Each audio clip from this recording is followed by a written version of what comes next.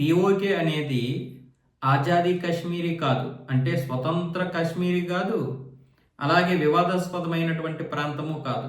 ఇది ఆక్రమించుకున్నటువంటి ప్రాంతం.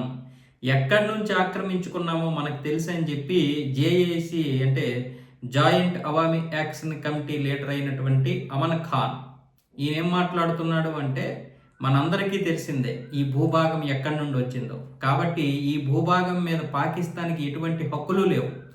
ఈ ఆక్రమించుకున్నటువంటి కాశ్మీర్ని మేమే పరిపాలించుకుంటాం, లేదనుకుంటే 38 డిమాండ్లని మీరు నెరవేర్చాలి అని చెప్పి ఇప్పుడు జేఏఏసి ఇప్పుడు పాకిస్తాన్ ముందు పెట్టింది. అంతేకాకుండా పీఓకే రావల్కోట్ ఈద్గా మైదానం నుంచి ముజఫరాబాద్ వరకు కొన్ని లక్షల మందితో ఈ మార్చ్ నిర్వహించింది. వీళ్ళని అణచివేయడానికి 5,000 మంది రేంజర్లని, పోలీసులని నియమించినటువంటి పాకిస్తాన్కి చుక్కలు కనపడ్డాయి. నిన్న 12 మంది చనిపోయారు ఈ కాల్పుల్లో. ఇంకా అంతకుమించి అంటే మృతుల సంఖ్య ఇంకా పెరిగే అవకాశం కూడా ఉంది. ఎంతో మంది గాయపడ్డారు. అయితే ఇప్పుడు ఈ జేఏఏసీ యొక్క ముఖ్య నేత అయినటువంటి ఆయన స్థాపకుడైనటువంటి ఈయన ఏమంటున్నాడు, మరి ఈ భూభాగం ఎక్కడి నుండి వచ్చిందో మీకు తెలుసు కదా, అంటే భారతదేశం నుండి వచ్చిందని ఇప్పుడు సర్దార్ అమన్ ఖాన్ అయితే స్పష్టంగా చెప్పేశాడు. భారతదేశం నుండి ఆక్రమించుకున్నటువంటిదే తప్ప ఇది ఏ పాకిస్తాన్ సంపాదించిందో సాధించిందో కాదు, అలాగనే ఆజాదీ కశ్మీరీ కాదు. కాబట్టి మా ప్రాంతాన్ని మాకు వదిలేయండి, మా వనరులను మాకు వదిలేయండి, మేము స్వతంత్రంగా మేము పరిపాలించుకుంటాం.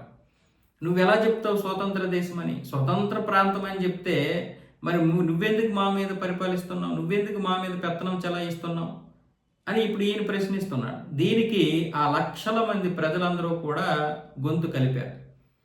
ఈయనతోటి చాలామంది నిన్న ముజఫరాబాద్ అయితే బయలుదేరారు. ఎంతమంది రేంజర్లు వచ్చినా, ఎంతమంది పోలీసులు వచ్చినా, ఎంతమంది ఆర్మీ వచ్చినా వాళ్ళనైతే ఆపలేకపోయారు. చనిపోయినా సరే వెనకడుగు వేయలేదు వాళ్ళ హక్కుల కోసం. ముఖ్యంగా రాజకీయ ప్రాబల్యం కోసం పాకిస్తాన్ అక్కడ తిష్ట వేస్తుంది.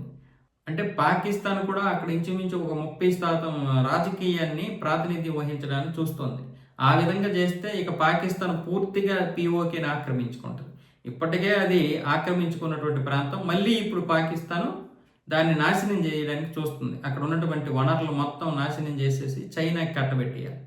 అందుకే ఇప్పుడు ఈ యొక్క జేఏసీ ముందుగానే భారతదేశాన్ని లాగే ప్రయత్నం చేసింది. ఇప్పుడు భారతదేశం కూడా ఈ విషయాన్ని అంతర్జాతీయ సమాజం ముందు పెట్టింది.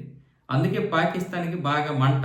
ఇప్పుడు వీళ్ళ మీద ఇంకా అణచివేతని ఎక్కువ చేస్తుంది. చైనా ఎలా చెప్తే అలా చేస్తుంది. ఇప్పుడు చైనా కూడా మీరు ఎట్టి పరిస్థితుల్లోనూ ఈ యొక్క ప్రాంతాన్ని విడిచిపెట్టుకోకండి, వాళ్ళకి లొంగకండి, అవసరమైతే మా ఫోర్స్ని ఇస్తాం లేదా మా బలాన్ని ఇస్తాం అంటే డైరెక్ట్గా ఇవ్వకపోయినా వాళ్ళకి కావాల్సినటువంటి ఆయుధాలను సమకూర్చడానికి ప్రయత్నాలు చేస్తుంది.